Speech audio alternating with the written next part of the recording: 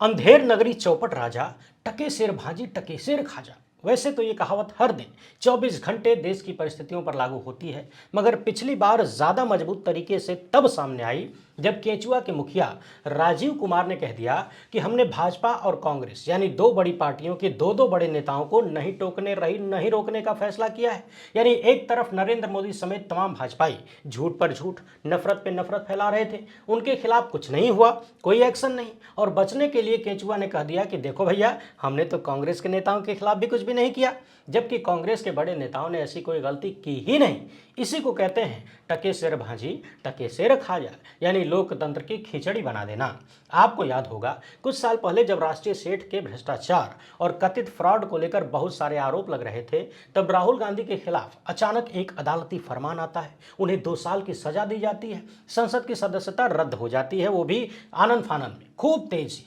कुछ वैसी ही कहानी दिवंगत मुख्तार अंसारी के बेटे अब्बास अंसारी के साथ सामने आई है। साथ में आप आजम खान के परिवार को भी याद कर सकते हैं। इन लोगों की राजनीतिक हैसियत क्या रही है बताने की जरूरत तो है नहीं।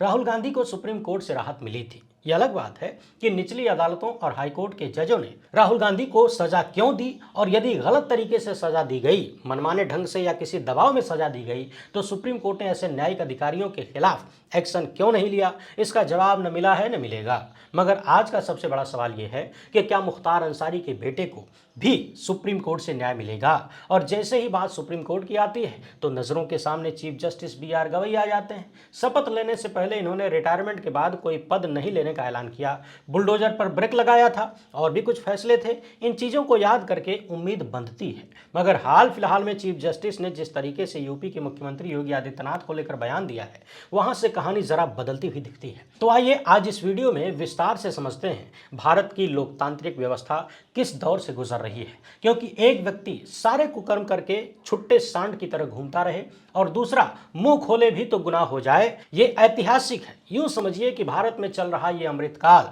पूरी दुनिया के लिए इतिहास बना रहा है। कुछ साल पहले जब प्रबुद्ध लोग चेता रहे थे कि कैसे लोकतांत्रिक ढंग से तानाशाही लागू की जा सकती है, दुनिया में ऐसा इतिहास रहा है, लोकतांत्रिक संस्थाओं को बर्बाद किया जा सकता है, तो ये चीजें काल्पनिक लगती थी। मगर आज की परिस्थितियां इन कल्पनाओं को यथार्थ साबित कर रही हैं। इस वीडियो में एक से बढ़कर एक कहानी सुनने को मिलेगी जो आपकी खोपड़ियां भन्ना देने के लिए काफी है, इसलिए आखिर तक सुनिएगा। पहली बार है तो चैनल को सब्सक्राइब करके घंटी बजा दीजिए टन से। हर एक वीडियो को लाइक और शेयर करना जरूरी होता है, तभी आपका ये चैनल मजबूत होगा। 2 ही सेकंड लगता है, तुरंत निपटा लीजिए। इसके अलावा आपको मालूम है कि हम किसी धन्ना सेठ या राजनीतिक दल के दम पर नहीं चलते, तभी उन मुद्दों पर खुल के बात हो पाती है जिन्हें छुपाने के लिए गोदी मीडिया को पैदा किया गया है, और वो गोदी मीडिया आपके पैसे से चलता है। हमारा काम पसंद आता हो तो इस QR कोड या अपने मोबाइल नंबर का प्रयोग करते हुए जो भी हो सके आर्थिक सहयोग भेजने का प्रयास जरूर करें, ताकि लोकतंत्र के लिए आवाज जितनी बची है उतनी निकलती रहे। उस वक्त में जब ये सवाल सबसे बड़ा है कि ये लोकतंत्र है या सत्ता का तमाशा जो न्याय का मजाक बना दिया गया है। यूपी की मऊ सदर सीट से विधायक अब्बास अंसारी को जिस बयान के लिए कोर्ट से 2 साल की सजा सुनाई गई है, वो मिलाड साहब किसी भाजपाई को ऐसी सजा सुना पाएंगे क्या। आखिर नफरती भाषणों के लिए भाजपाइयों के खिलाफ एक्शन क्यों नहीं होता है। चुनाव आयोग से लेकर पुलिस तक को सांप क्यों सूंघ जाता है। नरेंद्र मोदी अपने भाषण में मुसलमानों को सीधे तौर पर टारगेट करते हैं और चुनाव आयोग बेहोशी में रहता है। योगी आदित्यनाथ बटेंगे तो कटेंगे, क्या ये नफरती भाषण नहीं था। निशिकांत दुबे पूर्व चीफ जस्टिस को गृह युद्ध के लिए जिम्मेदार ठहराकर कैसे बच जाते हैं, और सुप्रीम कोर्ट कह देता है कि हमारे कंधे बहुत मजबूत हैं। मुसलमानों के मकानों पर बुलडोजर चलाना, बिना कानूनी कार्रवाई के माफियाओं को मिट्टी में मिला देने की बात करना और मिला भी देना, अगर ये सब नफरत नहीं है तो ट्रांसफर से पहले हिसाब किताब की बात कहना नफरत और धमकी कैसे हो गई। पिछले 11 साल में इस देश ने मोदी, योगी और अमित शाह के बयान देखे हैं, सुने हैं। इनके मुंह से फूल नहीं झड़ते हैं। कौन भूलेगा इलाहाबाद हाईकोर्ट परिसर में सिटिंग जज शेखर यादव का दिया हुआ नफरती भाषण। क्या अब्बास अंसारी को सजा सुनाते वक्त जज साहब को मिलाड शेखर यादव का भाषण याद नहीं था। 31 मई 2025 को मऊ की MP MLA कोर्ट के मुख्य न्यायिक मजिस्ट्रेट KP सिंह ने मुख्तार अंसारी के बेटे अब्बास अंसारी को 2 साल की सजा सुना दी, और इस फैसले के साथ उनकी विधायकी पर खतरा मंडराने लगा है। मजेदार बात यह है कि अब्बास अंसारी समाजवादी पार्टी के सहयोग से ओम प्रकाश राजभर की पार्टी के सिंबल पर जीते थे, और राजभर अब भाजपा के साथ हैं। अब्बास को 2022 के विधानसभा चुनाव में भड़काऊ भाषण देने के लिए यह सजा सुनाई गई है। अब यह मत पूछिएगा कि चुनावी रैलियों में भाजपाई क्या प्रवचन देते हैं। हम भड़काऊ भाषण को नॉर्मलाइज नहीं कर रहे हैं, बस सवाल कर रहे हैं कि एक को इतनी बड़ी सजा कि सदस्यता रद्द हो जाए, शायद उसी को टारगेट करके यह सजा दी गई हो, और दूसरे को मजा क्यों। अब्बास अंसारी ने 3 मार्च 2022 को मऊ के पहाड़पुर में कहा था कि सरकार बनने के बाद 6 महीने तक कोई ट्रांसफर पोस्टिंग नहीं होगी, पहले हिसाब किताब होगा। मुख्तार के बेटे के इस बयान को धमकी और नफरती माना गया है। कोर्ट ने अब्बास के साथ मंसूर अहमद को 6 महीने की सजा सुनाई है और उनके भाई उमर अंसारी को बरी कर दिया। 2 साल की सजा के बाद representation of the people's act 1951 की धारा 8(3) के तहत अब्बास की विधायकी खत्म हो गई। बस योगी सत्ता के नोटिफिकेशन का इंतजार है। मगर सवाल अब्बास को सजा सुनाने वाले मिलार्ड केपी सिंह के फैसले पर उठने लगा है। हम ये नहीं कह रहे कि केपी सिंह ठाकुरवाद से प्रभाव में आ गए हैं, क्योंकि सिंह सरनेम वाले तो यूपी में करोड़ों में होंगे और ये टाइटल अब सर्वहारी हो गया है। मगर जस्टिस केपी सिंह ने पुलिस की गवाही और सबूतों के आधार पर सजा सुनाई, क्योंकि मामला आईपीसी की धारा 153A यानी सांप्रदायिक वैमनस्य, 506 मतलब धमकी और धारा 186, 189, 171F के तहत दर्ज किया गया था। मजेदार यह है कि तत्कालीन सब इंस्पेक्टर गंगाराम बिंद की शिकायत पर एफआईआर दर्ज की गई थी और अब्बास के साथ 150 अज्ञात लोगों को भी आरोपी बनाया गया था। सजा के बाद अब्बास के वकील दरोगा सिंह ने दावा किया कि पुलिस ने मामले में बाद में गंभीर धाराएं जोड़ी और गवाही सिर्फ पुलिस की थी। तो सवाल यह है कि क्या अब्बास अंसारी के वकील की दलीलों और बयानों को खारिज कर दिया जाए कि जज साहब ने फैसला दिया है तो ठीक ही दिया होगा, ठीक उसी तरह से कि फलाने जी ने किया है तो ठीक है किया होगा। लेकिन दावा यह है कि जज साहब ने सिर्फ पुलिस की गवाही के आधार पर सजा सुना दी। तो क्या यूपी की पुलिस निष्पक्ष है? जवाब आप दीजिएगा। वो सत्ता का हिस्सा नहीं है क्या? मत भूलिए अतीक अहमद की हत्या को, जब पुलिस कस्टडी में अतीक और अशरफ को भाड़े के हत्यारों ने जय श्री राम का नारा लगाकर मार दिया। अगर पुलिस निष्पक्ष थी तो हमलावर मौके पर ही क्यों नहीं मारे गए? जज साहब ने पुलिस से क्यों नहीं पूछा कि अब्बास अंसारी के भड़काऊ बयानों से बीते 3 साल में किसको नुकसान हुआ, देश में कौन सा दंगा हो गया, किसका हिसाब हुआ, किसका किताब हुआ? कोई सबूत है? क्योंकि गवाही सिर्फ पुलिस की थी तो सवाल न्यायपालिका की निष्पक्षता का भी है। और सवाल ये भी है कि क्या जज केपी सिंह पर सरकारी दबाव था? यूपी में विपक्षी नेताओं के खिलाफ ताबड़तोड़ एक्शन और सत्ता से जुड़े लोगों के नफरती बयानों पर चुप्पी कई सवालों को जन्म देती है। और अब्बास अंसारी को 2 साल की सजा नेता प्रतिपक्ष राहुल गांधी की सजा की तर्ज पर नजर आता है। जब 2024 के चुनाव से पहले राहुल गांधी को आपराधिक मानहानि के मामले में सजा सुनाकर उनकी सांसदी छीन ली गई, जबकि 2019 की एक रैली में राहुल गांधी ने सिर्फ इतना कहा था कि सभी चोरों का सरनेम मोदी क्यों होता है। और गुजरात की अदालत ने 23 मार्च 2023 को मानहानि के मामले में 2 साल की सजा सुनाई। हाईकोर्ट ने इस सजा को बरकरार रखा और राहुल गांधी की सांसदी मिनटों में रद्द कर दी गई। सुप्रीम कोर्ट ने 4 अगस्त 2023 को सजा पर रोक लगाई तो राहुल गांधी की सांसदी बहाल हुई। सवाल यह है कि राहुल गांधी की तरह अब्बास अंसारी को सुप्रीम कोर्ट से राहत मिलेगी कि नहीं।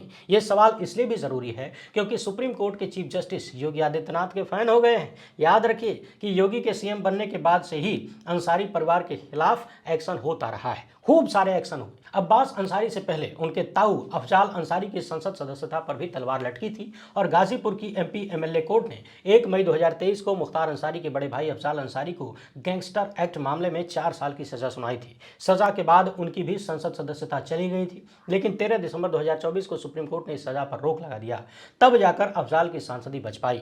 मगर सवाल मुसलमानों की पॉलिटिकल लीडरशिप का भी है, जिसे खत्म करने का एजेंडा साफ दिखता है। मुसलमान न सांसद रहेंगे, न विधायक रहेंगे और न ही आवाज उठा पाएंगे, क्योंकि 2014 के बाद ही भाजपाइयों ने ऐलान कर दिया था कि उन्हें मुसलमानों का वोट नहीं चाहिए और उनकी लोकसभा के टिकटों और सांसदों का सरनेम ही देख लीजिए, पता चल जाएगा। और जब यूपी की बांदा जेल में मुख्तार अंसारी की हार्ट अटैक से मौत हुई तो परिवार ने स्लो पॉइजन का आरोप लगाया। बाकायदा मुख्तार अंसारी का एक ऑडियो वायरल हुआ था जिसमें इस तरह की बातें समझ में आती हैं और मुख्तार की मौत ने मुसलमानों की पॉलिटिकल लीडरशिप को खत्म किए जाने के आरोपों को हवा दी। सवाल यह है कि मुस्लिम नेताओं के खिलाफ कार्रवाई को कैसे देखा जाए।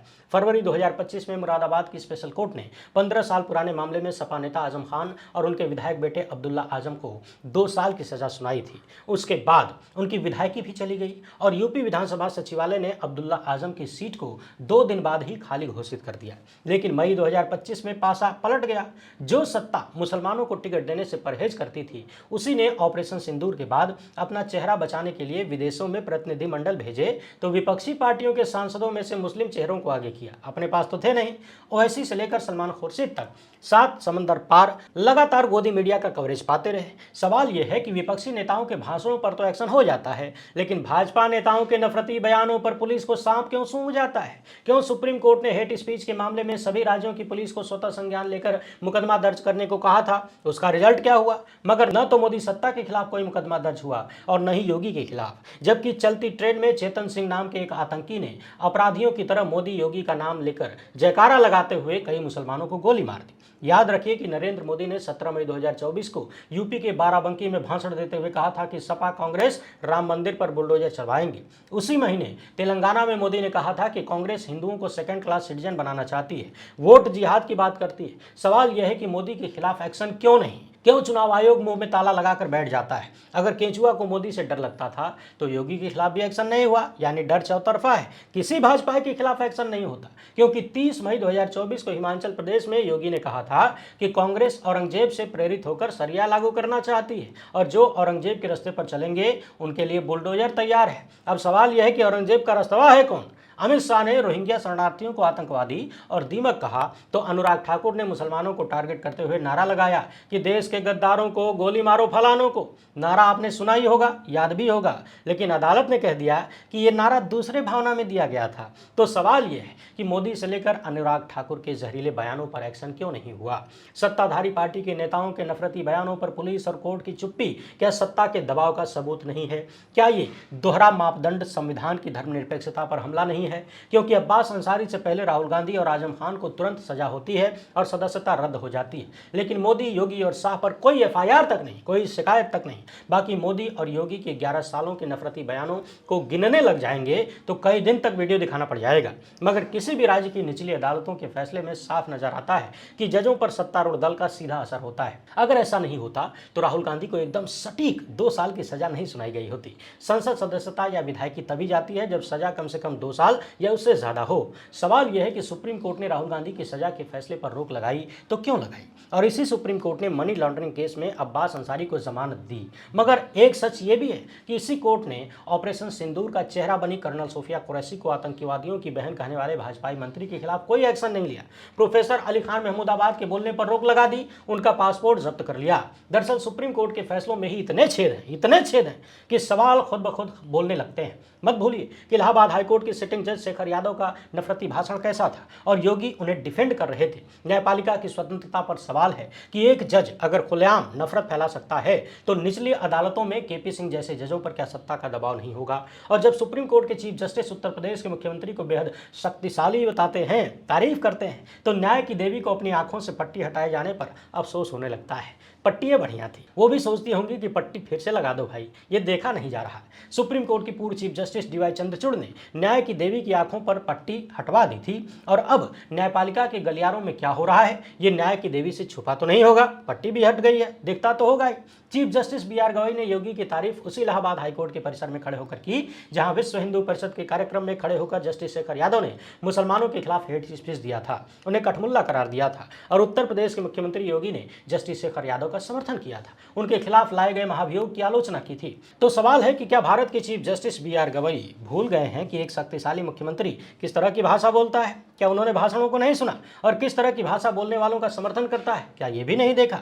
सवाल तो ये भी है कि जस्टिस शेखर यादव के खिलाफ क्या सुप्रीम कोर्ट ने अभी तक कोई एक्शन इसलिए नहीं लिया कि प्रयागराज शक्तिशाली लोगों की भूमि है, उत्तर प्रदेश के मुख्यमंत्री बहुत शक्तिशाली हैं और जस्टिस यादव प्रयागराज में बैठते हैं। चीफ जस्टिस गवई के एकदम यही शब्द थे कि प्रयागराज शक्तिशाली लोगों की जमीन है। मोतीलाल नेहरू और तेज बहादुर सप्रू जैसे पुराने धुरंधरों को याद करना ठीक है, लेकिन प्रयागराज का आज का सच क्या है, इससे चीफ जस्टिस मुंह नहीं मोड़ सकते। क्योंकि योगी जिस बयान को जायज ठहरा रहे थे, सुप्रीम कोर्ट उस बयान को असंवैधानिक मान रहा था और असंवैधानिक तो सुप्रीम कोर्ट के फैसले के बाद भी कथित आरोपियों के घरों पर बुलडोजर चलाना भी था और जस्टिस बी.आर. गवई के ऐतिहासिक फैसले के बाद भी यूपी में खुलेआम बुलडोजर चला है। संभल का केस मत भूलिए, जहां अतिक्रमण के नाम पर अंधाधुंध बुलडोजर चला। ऐसा नहीं है कि किसी जज ने पहली बार किसी सीएम की तारीफ की है।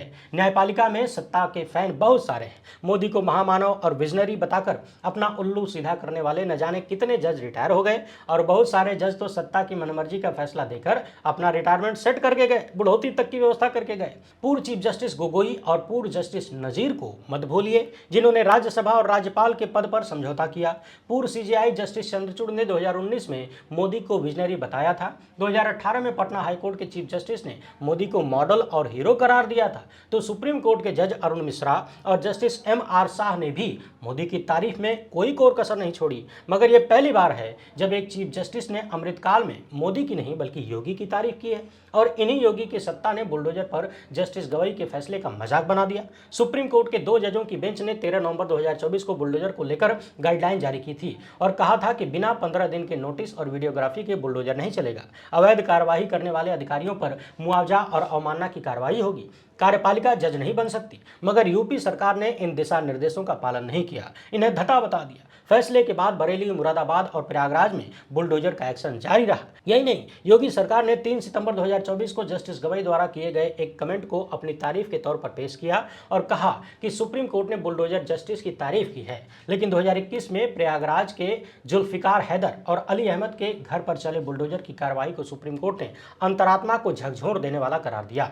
तो सवाल यह है कि सुप्रीम कोर्ट के फैसले के बावजूद जब यूपी में बुलडोजर चल रहा था तो ये योगी का शक्तिशाली होना था या एक सत्ता का संविधान और सुप्रीम कोर्ट को अपने पैरों तले रौंदना था। इस बीच सुप्रीम कोर्ट ने पत्रकार अजय शुक्ला के मामले में बड़ी तेजी से एक्शन ले लिया, क्योंकि अजय शुक्ला ने अपने यूट्यूब चैनल पर सुप्रीम कोर्ट की पूर्व जज जस्टिस बेला त्रिवेदी को लेकर कुछ टिप्पणी कर दिया था और सुप्रीम कोर्ट ने इसको स्वतः संज्ञान में ले लिया। तो चैनल छोटा हो या बड़ा, आप क्या बोल रहे हैं ये जज साहब भी सुन रहे हैं और कोर्ट ने अजय शुक्ला के कमेंट को न्यायपालिका की गरिमा को नुकसान पहुंचाने वाला करार दिया, उनसे वीडियो हटाने को कह दिया गया।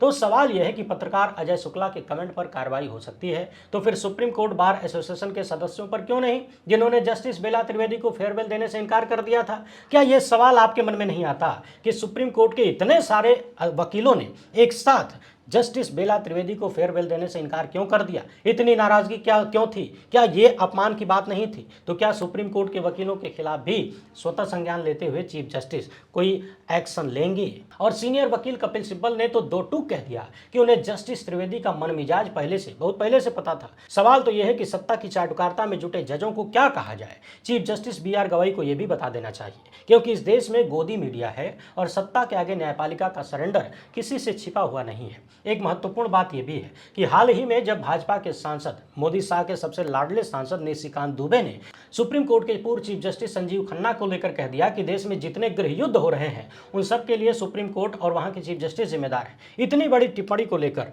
जब वकील लोग सुप्रीम कोर्ट पहुंचे तो सुप्रीम कोर्ट कहता है कि देखिए हमारे कंधे बहुत मजबूत हैं, ऐसे बयानों से हमें कोई फर्क नहीं पड़ता, हमारी छवि खराब नहीं होती। तो सवाल यह है कि जब देश भर में गृह युद्ध को लेकर जिम्मेदार बताने पर भी सुप्रीम कोर्ट को कोई फर्क नहीं पड़ता, उसके कंधे मजबूत हैं, तो फिर एक पत्रकार ने जब बेला त्रिवेदी को लेकर कोई टिप्पणी कर दी तो सुप्रीम कोर्ट के कंधे इतने कमजोर कैसे हो गए? इसका जवाब यदि आपके पास हो तो कमेंट बॉक्स में लिखिएगा, हमको तो समझ में नहीं आ रहा है। फिलहाल इतना ही। वीडियो पसंद आई हो तो ज्यादा से ज्यादा लोगों तक पहुंचाएं। पहली बार है तो चैनल को सब्सक्राइब कर लीजिए। हमसे जुड़ने के लिए बहुत बहुत धन्यवाद। जय हिंद।